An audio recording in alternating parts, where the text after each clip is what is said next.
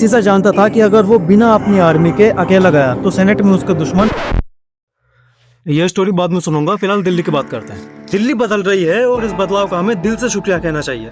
हर किसी को साफ पानी, रोज इलेक्ट्रिसिटी, खासकर गर्मियों में, और सस्ती पढ़ाई मिल जाए, ये सब पूरा नहीं सोचा। नए भारत में नए सरप्राइजेस मिलते हैं, जैसे कब पानी आना बंद हो जाए, कब इलेक्ट्रिसिटी बिल चार्जेस 20% तक बढ़ जाए, स्कूल की फीस कब बढ़ जाए। ये है असली एक्साइटमेंट।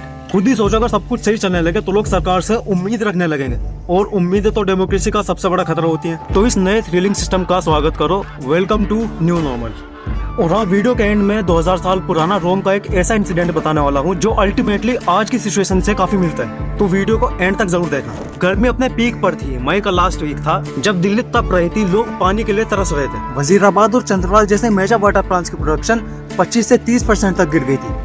हरियाणा से सप्लाई कम थी और दिल्ली में हर एरिया से डिमांड का प्रेशर बढ़ चुका था। लोग बीजेपी हेल्पलाइन और सोशल मीडिया पर बार बार कंप्लेंट कर रहे थे, लेकिन ग्रेट गवर्नमेंट ने सुनने का मन जून के पहले वीक के बाद ही बनाया। और जब डबल इंजन की सरकार ने डिसाइड किया कि अब रिएक्ट करना चाहिए, तब पानी की कमी वाले एरियाज में टैंकर्स आने लगे थे। लेकिन ये स्टेप आइडियली मई के लास्ट वीक में ही उठाना चाहिए था, जब टेम्परेचर और डिमांड दोनों पीक पर थे। और इस डबल इंजन की सरकार ने 3 नए वाटर ट्रीटमेंट प्लांट सेट करने का प्लान अनाउंस किया, और 2026 के मिड तक दिल्ली का वाटर क्राइसिस कंट्रोल करने का टारगेट है हमारी डबल स्पीड वाली सरकार का। और है ना डबल स्पीड से, अगर तुम एंटनी को नहीं रोकते तो कल तुम्हारे पास ना आजादी रहेगी ना सच बोलने का हक। ये कहानी एंड में सुनना, फिलहाल दिल्ली पर फोकस रखो। लेकिन ये डबल इंजन की सरकार क्राइसिस मैनेज करने की कोशिश करने के साथ साथ हमारा फायदा भी कर रही है, बस हमें समझने की क्षमता होनी चाहिए। मतलब जब टैंकर के लिए लोग भरी गर्मी में गलियों में भागते हैं, लाइन में लगते हैं, तब उन्हें पसीना आता है, तब बॉडी से टॉक्सिन्स निकलते हैं, एक्स्ट्रा सोल्ट निकलता है, स्किन डीप क्लीन होती है।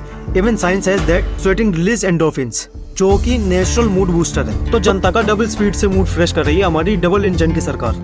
वाटर क्राइसिस के साथ दिल्ली वालों ने एक और डबल इंजन एक्सपीरियंस झेला। एक तरफ पावर कट्स, घंटों तक इलेक्ट्रिसिटी नहीं, पानी तक अनअवेलेबल हो गया, क्योंकि पानी के मोटर्स भी लाइट से ही चलते हैं। और दूसरी तरफ जब लोग इस प्रॉब्लम सुविधा से लोग नॉर्मल होने का सोच ही रहे थे, तब इलेक्ट्रिसिटी बिल बढ़कर आया।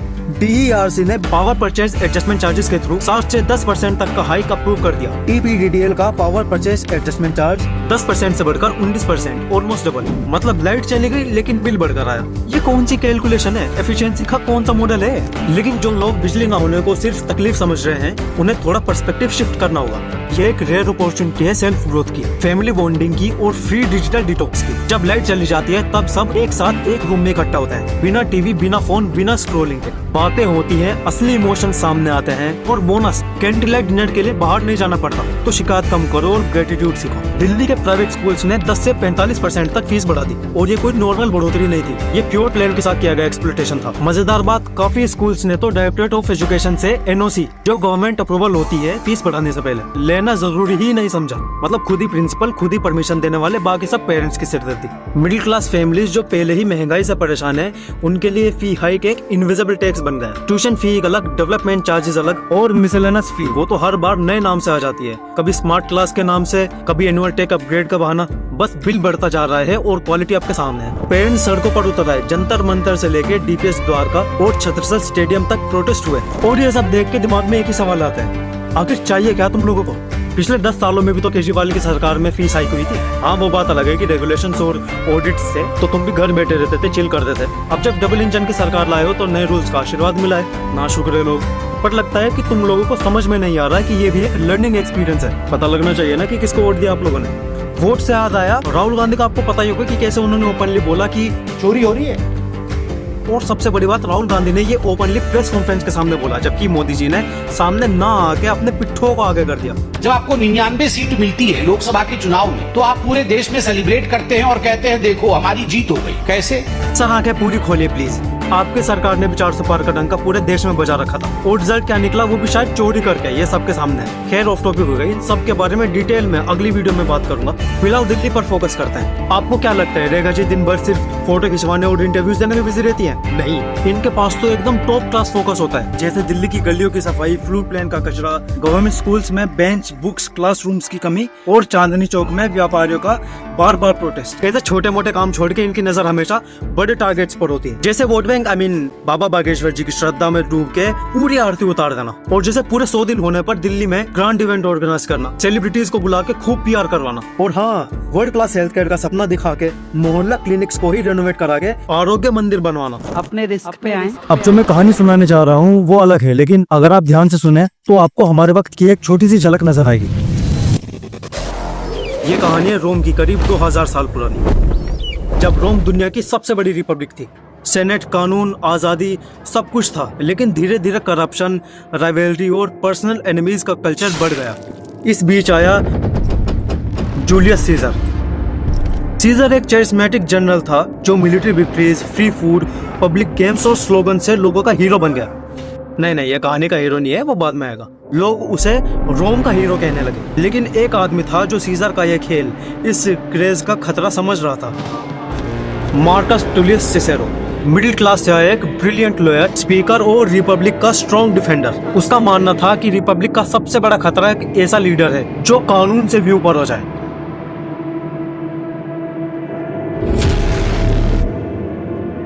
49 BC में सीजर ने फ्रांस में एक लंबी जंग जीतने के बाद अपने दुश्मनों को और ज्यादा डरा दिया। सेनेट ने उसको ऑर्डर दिया कि अपनी आर्मी को डिसमिस करके अकेला वापस रोम आए। लेकिन सीजर जानता था कि अगर वो बिना अपनी आर्मी के अकेला गया तो सेनेट में उसके दुश्मन उसको तुरंत मार देंगे। तो उसने ऑर्डर ना मान के अपनी आर्मी के साथ रूबिकॉन रिवर पार की और रोम के खिलाफ सिविल वॉर की शुरुआत की। पोम्पे और सेनेट को हरा दिया और खुद को डिक्टेटर फॉर लाइफ बनाया। सिसेरो ने सबको वार्न किया, लेकिन सीजर का चार्म और प्रोपेगेंडा ज्यादा पावरफुल था।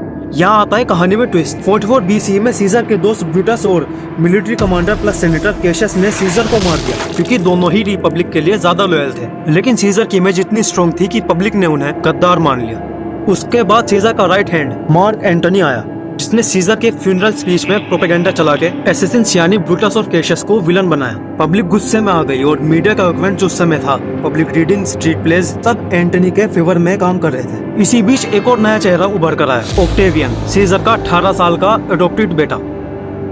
सिसेरो ने दिमाग लगाया कि सीजर के बेटे ऑक्टेवियन को सपोर्ट करके एंटनी को डिफीट किया जा सकता है। बस फिर सिसेरो ने सेनेट में एक के बाद एक स्पीच दी, जिसमें उसने एंटनी को करप्ट, पियक्कड़, इमोरल और रोम की आजादी के लिए सबसे बड़ा खतरा बताया। उसने ओपनली बोला, अगर तुम एंटनी को नहीं रोकते तो कल तुम्हारे पास ना आजादी रहेगी ना सच बोलने का हक। लेकिन जल्दी ही ऑक्टेवियन ने समझ लिया कि असली पावर कैसे मिलती है। 43 BC में उसने एंटनी और एक पॉलिटिकल लीडर लेपिडस के साथ मिलकर टेकिन ट्रिमिडेट यानी एक ऑफिशियल और लीगल पावर शेयरिंग एग्रीमेंट बनाया, एक लीगल डिक्टेटरशिप और एक प्रोस्क्रिप्शन लिस्ट बनाई, एनिमीज की लिस्ट, जिन्हें मार दिया जाना था। एंटनी ने डिमांड रखी कि सिसेरो का नाम सबसे ऊपर हो। और फिर दिसंबर 43 BCE में सिसेरो पकड़ा गया। एंटनी के सोल्जर्स ने उसका सिर और हाथ काट के रोम में डिस्प्ले किए। सिसेरो के मरने के बाद रोम ऑफिशियली एक डिक्टेटरशिप बन गया। ऑक्टेवियन ने एंटनी को हरा के खुद को ऑगस्टस डिक्लेयर किया, रोम का पहला एम्पायर।